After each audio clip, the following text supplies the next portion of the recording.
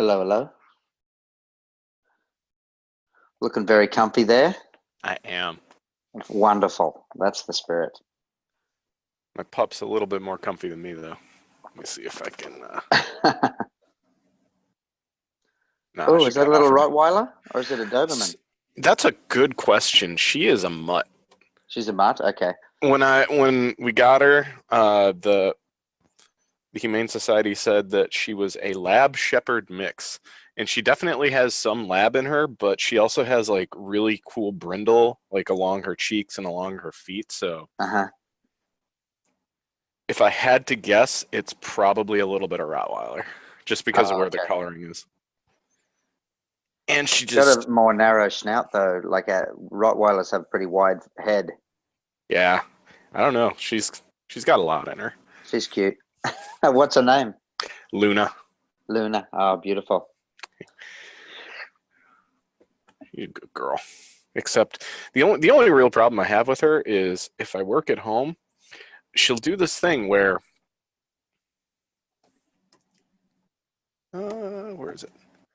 Yeah. See that? She will just put her snout right here Uh-huh. and will And just, not leave. oh, that's sweet. I mean, it's sweet until you like are trying to like work or you're getting into a problem, and then she's True. just like, pet me. Or like right now where she is like, you paid attention to me, let me bring you this ball. Yeah. Yeah. Come on, Dad. Keep playing with me. Oh, I can play with her for an hour, and then she's just like, are we done? Why are we done? She will Yeah. not stop. You're very pushy. Is that her talking to you? Yeah. She is very sassy. She is a sassy girl. That's sweet. And then I have 3 cats as well, which is my wife and I own a zoo. We opted Yeah. for animals instead of kids.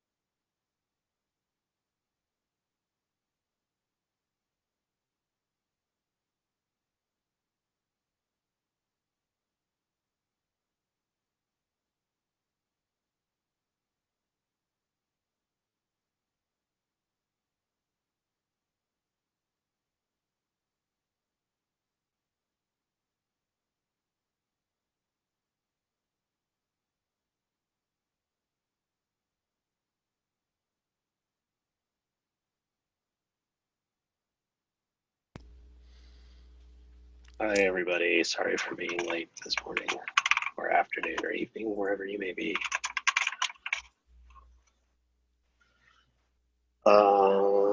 Okay, also thank you to whoever went ahead and copied in the template for today, because I totally forgot to do that yesterday.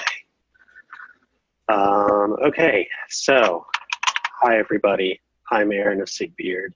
Today is Wednesday, March 20th. You are all at the Kubernetes 114 Burndown meeting. We're all going to publicly adhere to the Kubernetes Code of Conduct and not be jerks, as we are recorded and posted to YouTube later.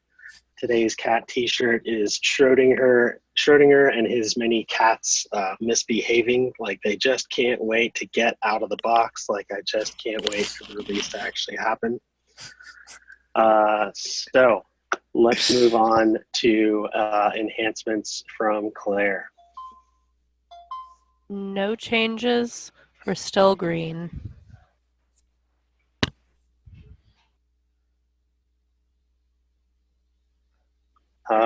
Okay, from a comms perspective, did we ever sort out whether or not you're going to be available for interviews or not? Unclear. The people at Pivotal have not responded to my last email. There. So I'll try to get that sorted by end of day today, since I see Natasha adding me to things tomorrow. Okay. If I can be of any help there, let me know. Maria, let's talk about CI signal today.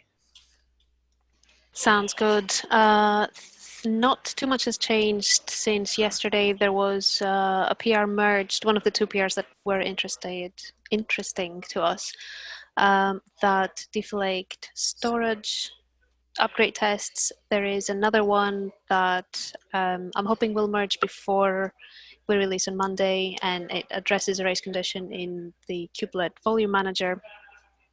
There is a bit of conversation there as to how that race condition should be resolved, but I'm just following up on that. As I said, it doesn't hint to an issue, but it would be nice to get it in before Monday.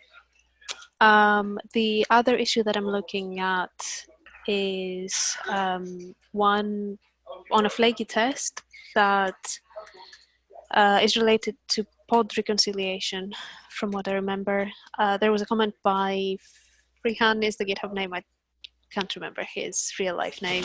He said he would look into whether there could be a problem there with just reconciliation happening as often as they expected. Other than that, we're pretty steady. 114 blocking is passing. There have been 2 failed runs for scalability in master blocking. Starting today, my plan is to look at master blocking, but not master blocking and master upgrade, but not with as much priority as I used to until now. So I would follow on issues and PRs that I'm hoping to land on 14, but that's about it.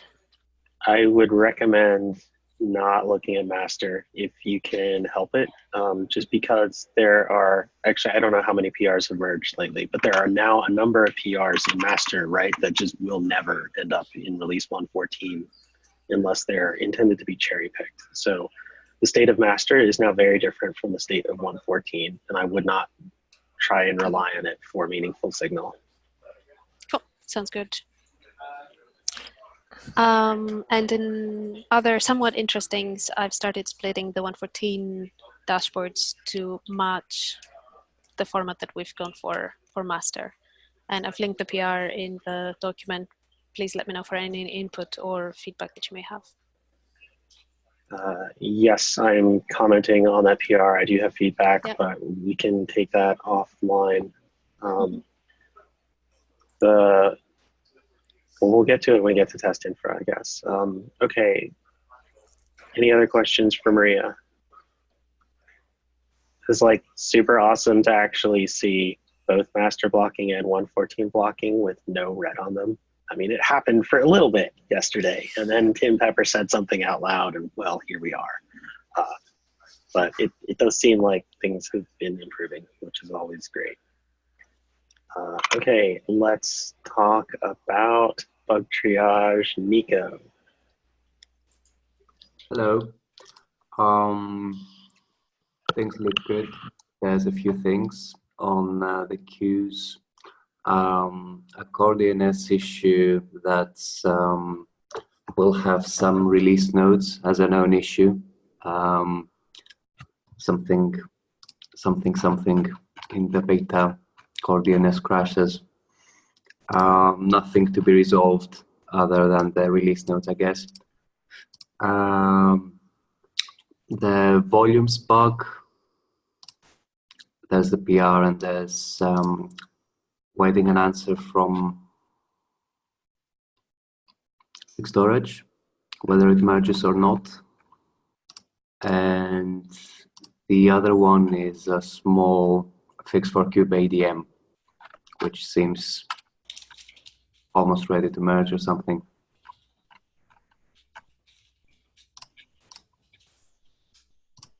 Yeah, that's all. Okay. Are the umbrella issues for Azure and server-side apply? Do we have anything outstanding for those? I haven't checked them for a few weeks. Let me see. Okay. I think I had tried to poke at them like sometime over the weekend. I don't like if we're at the point where they're like, nope, no more work to be done. I feel like we can maybe get those out of our milestone. yeah. I only see beta blocking for server-side apply. Okay. Miscellaneous and else is completed. Seems good to be moved, I guess. Okay. Azure.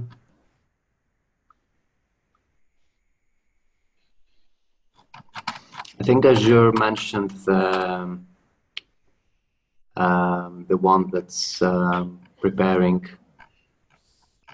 everything. He said it's gonna be ready with the release, not pending to core KK or. Okay.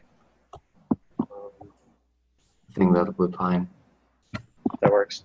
Yeah, for what it's worth, that flake about volumes failing, or flake bug, whatever you want to call it, volumes failing to clean up when the kubelet restarts due to a race condition between the actual and desired state. Like, I talked offline and there was some consternation that, hey, maybe this is a flake that's been around for a while and we want to be mindful of solving it correctly rather than potentially like trying to fix this one thing and causing other implications. So it's just where that's coming from. But I will, I see you've already poked folks. I can try poking folks again internally to keep that conversation going. Okay, Amit, let's talk about test infra. Sure. So yesterday, in the last 2 days, we merged about 46 PRs, 38 of which were after Kurtha. So that tells us two things: that we don't really care about those 38 ones, and the Kurtha worked fine. But because of Kurtha, we detected some problems with the pre-submits on 114. Basically, the problems are because historically we've been creating the new jobs based on the old release instead of master. And I think Dhawal is going to audit all of the changes that were possibly affected because of this. We might need to accommodate that change in our automation plan. But other than that, we should fix all of the jobs today as soon as we get to know what needs to be done. Okay. From a work tracking or issue tracking perspective, should we have an issue open to cover that audit? Or do we feel like that is really close to Maria's work to try and audit the, like, so I believe Maria is trying to audit, like, could we have the 114 stuff look like the master stuff as its source of truth? And I think what we ran into here was that could we have the 114 job configs use the master job configs as their source of truth? Because it appears in both cases what happened was we started with the 113 job configs in test grid dashboards and just copy pasted them. Yeah, I think those are the same problem. So I think we can track them under one thing. Okay.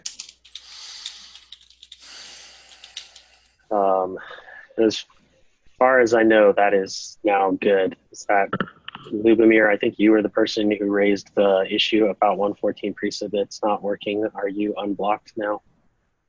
I just wrote a test. I'm not sure if the fix is already up, but you guys reacted immediately. Thank you. Okay. Keep us posted if you're still having problems. Okay. All right. Any other questions for Amit on test info? Cool. Jim, how are our docs? Hey, so it's not like a broken record, but we're still green. We just merged in this morning the remaining docs for 114 into our milestone, the dev 114 branch. So they're pretty much ready to go, and I'll be shifting my focus onto the reference docs generation. So all good. Okay. Lindsay, I think you're going to talk to us about release notes today. Yep. We're also green. We're pulling in new changes as they happen.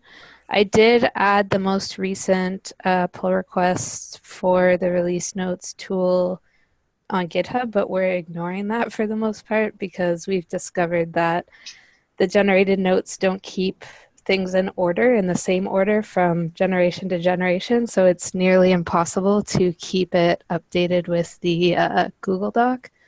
But Jeff has added some fixes to the release notes tool that address that. So he's tracking the changes in his own branch and bringing them in from there. So that will hopefully go into the release notes tool very soon. And let's see, dependencies were updated last night, and we have to give a big shout out to Jordan Liggett for doing a lot of work for us on the release notes team. So for anybody else that still needs to look at the release notes, please do so. We're going to be editing them continuously until release day. That's it. That sounds great. Yeah, I will try to take a look at release notes sometime between now and the end of the week. I can't give you a hard promise as to when. If there's a time that you would prefer, please reach out to me and let me know, and I will try and schedule it accordingly. Because Natasha's not here, but just to give an update on what I know from that end, we did draft the release blog and the key messages and sent those out. And Natasha is now pinging myself and other people about scheduling interviews. So I am trying to mostly just keep the next couple of days as open as possible to be as responsive as possible to any media requests, as well as anything that arises from you all. So that's why scheduling time is probably the best way for me to get a good commitment to you. As far as I know, we're all on track there. Hannes, release branch management. You are muted. Sorry about that. Hello, everybody. Release branch management is green. We cut the 114 RC1 yesterday. The next cut would be the release, except we decide for some reason to cut an RC2 at some point. I think it's not planned. I'm open and happy to do that. I don't know how much sense it makes, like how much feedback do we get for RC1, and therefore might consider cutting RC2. But anyway, we can decide on that. Now, as we stop doing branch fast forwards, we need to take a look at the cherry picks. Currently, there is one cherry pick open. That's the one from Lubomir, which surfaced the issues with the test jobs. There is another PR open against release 114, I noticed, but I think that's one that has been opened by accident to release 114. Should have been open to master, is from what I can see, not essential. So I will kind of check with them if they want to close it and open it against master. I have, however, a general question regarding cherry picks. How does this work now process-wise? If I come in the morning and notice like there are new cherry pick PRs open against the release branch, can I just add the label, which then would merge it automatically? If I think it's fine, do we need to discuss each and every one in sig-release? Is there, yeah, what's the process there? If there is even one. Okay, so cherry picks are a subject that are near and dear to my heart, or I want them to burn in a fire. I'm not actually sure which. It is ultimately at your discretion because you own the branch.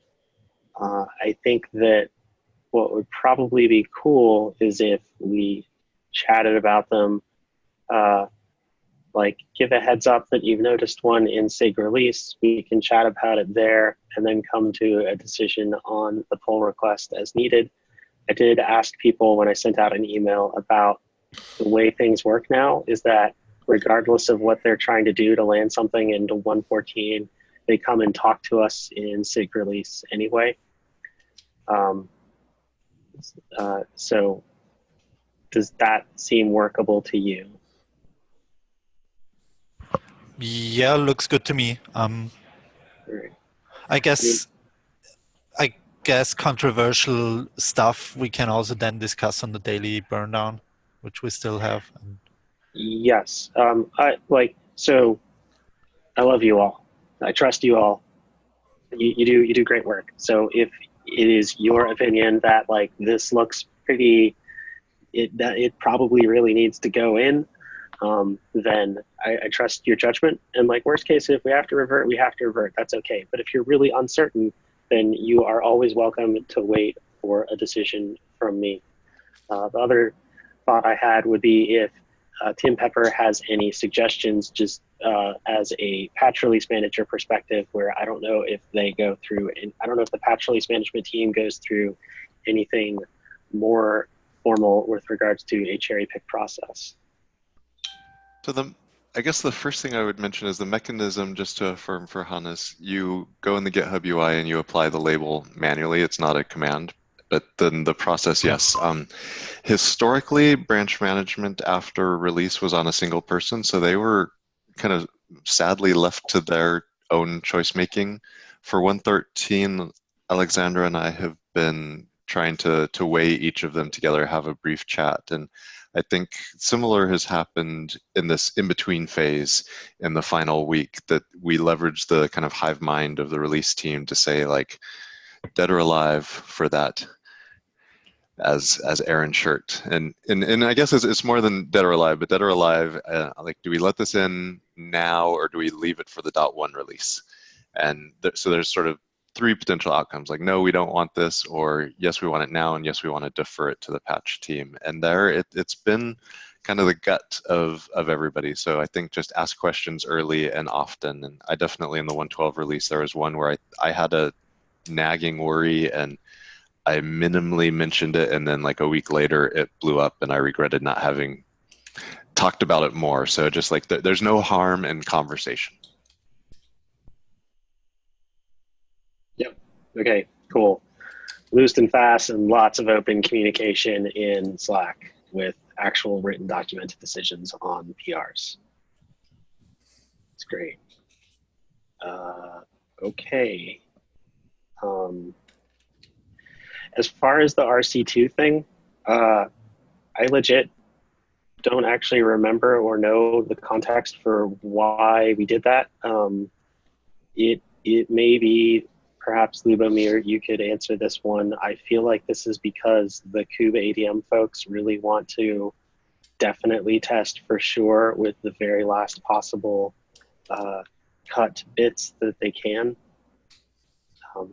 Do you mean the last PR, or I'm not sure? Can you explain again? So like why I am inclined to say let's not do an RC2. Like the release that we cut was it. However, we could say that that's not a true release candidate if it turns out that there have been additional bug fixes that landed after RC1, which your PR will be one of them. So this particular PR is not a big problem. We can merge it for RC2 as part of RC2. If something bigger is blocking, then we should delay the RC. But yeah, this is not a problem. Okay. Right. So my gut is telling me let's not bother cutting an additional RC, but I think we reserve the right to change our minds about that tomorrow. And since we're having tomorrow's meeting a little bit earlier, I think that gives you enough time to do the needful if you need to start a cut after that meeting. Is that fair, Hannes? That's totally fair. Cut does not take too long, so I can kind of do it any time, EMEA day and evening time. I wanted to ask a quick question related to code tau and RC1. Do you think that in the future it's going to be better to sync the two events exactly? We pretty much did, or we tried to. We ended up having slightly more PRs than I had hoped. So I think like 1 or 2 PRs landed after we cut the release. But the intent is to have those sync up as much as possible. Okay. Yeah, I think we should explicitly sync up on that, mainly the release branch manager and the test infra team to really explicitly sync up on that and open up code freeze again. Yes. As soon as the thing is cut. So thank you for bringing up an idea of documenting how we could do better, because this is the part of the release lifecycle where I think we start to breathe a little bit. We start to reflect on how we did, what we liked, what we didn't like. And there's this retrospective document available for us to brainstorm in anticipation of the release going well and going out the door on Monday. Assuming that all happens as scheduled, the plan would be to take over the community meeting that Thursday. So I think that would be Thursday, March 28th. The Thursday is right. I don't know about the date. And so that's where we can talk about, what we think went well, what we think we could do better. And so this sounds like a perfect topic for that. So I dropped a link to the doc in the chat. A link to the retro doc, as far as I know, is also available at the top of the meeting notes and on the release page. So I encourage any and all of you who have thoughts to contribute there.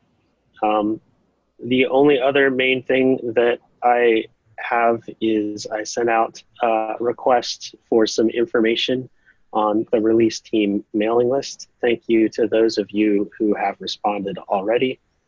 I would like to get as much of that information as soon as I possibly can because of the lead times required for that information. So if you haven't checked your inbox lately, or if you don't have the Kubernetes release team Google group set up to automatically mail you, maybe go check it out if you are on the release team. It's got a big action required thing in the title. And so because of all the fine work that everybody else has done, even though we do seem to have these perpetual flakes going on, and I'm like a little wary about the jobs and how we created them, I'm overall feeling good enough to call the release status green. So I may be pulling a Tim Pepper here. We'll find out. It might all catch on fire tomorrow. But I think we're all looking good. And I think that is our Wednesday, unless anybody has any other questions.